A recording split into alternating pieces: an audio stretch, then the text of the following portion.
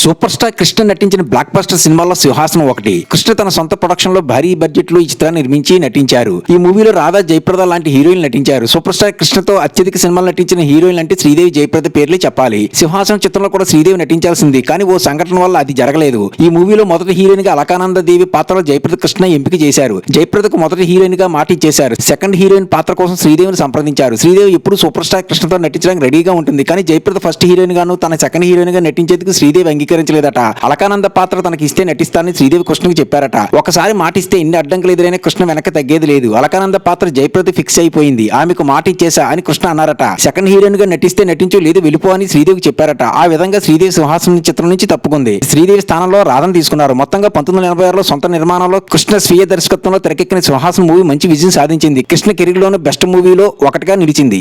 Content నచ్చితే like కొట్టి subscribe చేయండి. కొత్త సినిమాలకి జెన్యూన్ రివ్యూని కావాలనుకుంటే నా ఛానల్ని సబ్స్క్రైబ్ చేసుకోండి.